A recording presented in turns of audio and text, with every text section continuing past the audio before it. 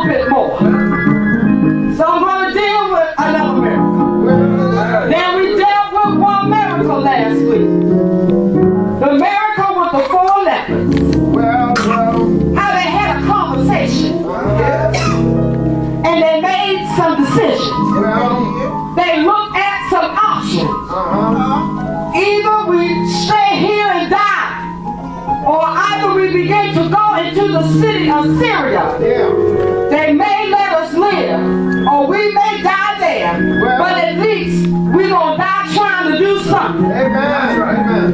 Something. It's something about something. You know, that's how your faith gets activated. When you begin to move by faith, not by what you see. Because when you look at what's going on for most of us in the economy, I ain't talking about the rich because they only get richer. Come on now. But I'm talking about those of us who are pretty much on a fixed income. Yeah, I know what you're talking about. And we know what the enemy, we can't blame it on the white folk, we know what the enemy is trying to do. The enemy is trying to take us back to the 1964 Civil Rights Act. A time when we had to sit on the back of the bus. Come on now. A time when there were no black men. That's right. A time when you couldn't go where you wanted to go. They're trying to change the laws where they can privatize businesses. My Lord. So if they say that you can't come in, they won't let you in. That sound like Pharaoh. That's why God had to raise up Moses. Moses told Pharaoh, let my people go.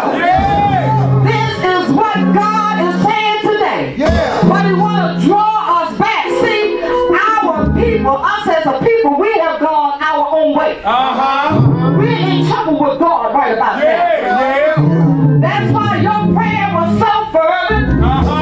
I could feel the urgency in your voice. Because we are in trouble with God. Or we're not seeking him enough. Or we're putting God on the back burner. Or we're putting family before our God. We're putting loved ones before our God. We're putting our jobs before God. We're putting our finances before God. Some of us put our cars before God. Some of us put TV before God. Some of us put the weekend before God. Hallelujah. Come on, somebody. Anything that takes your time too much off of God, you need to cut it loose. God wants us to have a balance. I understand that. But when your balance is imbalanced, Proverbs say it's an abomination. You got to get yourself together while we still have time. We don't have much time. Time is winding up. That's why Anthony had to come home. Because he's going to be a voice to the nation. Time is winding up. Hallelujah. Hallelujah.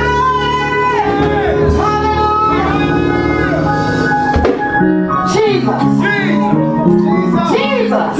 A heavy load bearer. But we don't cast our cares upon him. We try to do it our way. We try to see things for ourselves.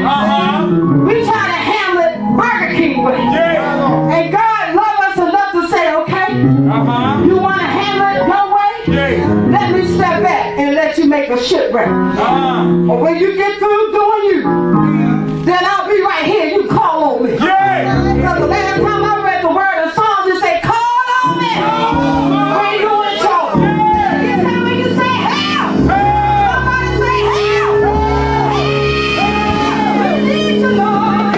Hallelujah. Was a little bitty girl. They had been held captive. Had been taken from a homeland of Israel. Had been taken to the city of Syria. She was working for Captain Naaman's wife. She could have been bitter. She could have had an attitude. You know, I talked to y'all about attitudes last week. See, the lepers had a good attitude. Their attitude determined their altitude. And I say it to you today. Your altitude can take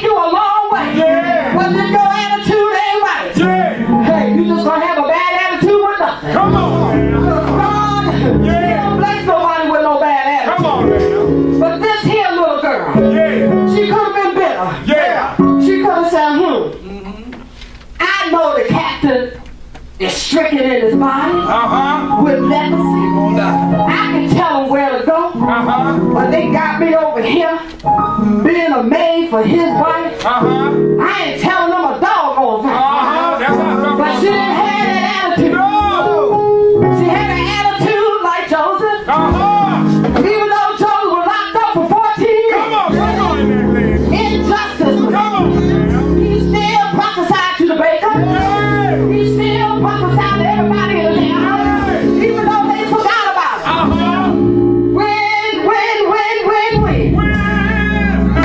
That old lying woman. Trying to say that Joseph was trying to get a little something, something. That husband already knew she was a Jezebel. Because he could have had Joseph killed right on the spot. But he went on and sent Joseph to the jailhouse. Joseph was running for his life. He said, your eyes may shine, your teeth may grin, but none of this penis. You gonna get. That's what some of y'all need to do. That's what some of y'all need to do. He ran for his life. And many of us need to run for our life. For some of these relationships that we've gotten ourselves in, we made a mess out of stuff. Trying to do things our own way. This here little girl, she told her mistress, name his wife. She said, look at here. I know a prophet that's over here from where y'all took me from. That if the captain want to get here, tell him that's where he needs to go. Well, the mistress told her husband Naaman. Captain Naaman went to the king of Syria. He spoke to the king of Syria. The king of Syria said, all right, not a problem. And let me just say this. When I think about the cupbearer and how the king, who was a heathen king, had favor on an Israelite, God will allow folk who are not even saved have favor on you. Oh, yes, he will. When the king looked at the cupbearer's countenance, he said, I perceive you to be a little sad. You're never sad. You happy-go-lucky like Sister Wonderful. Very little, get her down. He said, what's the problem here? He said, well, my city Jerusalem is all torn down. I need to go and holler at my homeboys and fix it up. We need us a church home. The king said, let me write you a letter. Let me send you some utensils. Let me send you some tools. Let me send you some horses. Let me send you some backup. The king said, I got your back.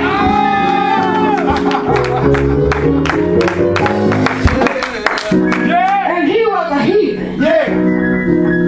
Same scenario here with Captain Naaman. In the Syrian army.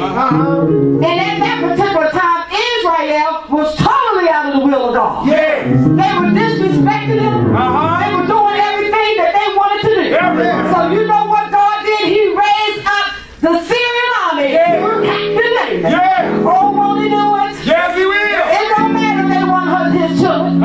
He raised them up, and because of that, he caused Captain Naaman to outwit the Israelite every time. God will cause your enemies to whip your behind every time. When you turn your back on God. He will let them whip you. He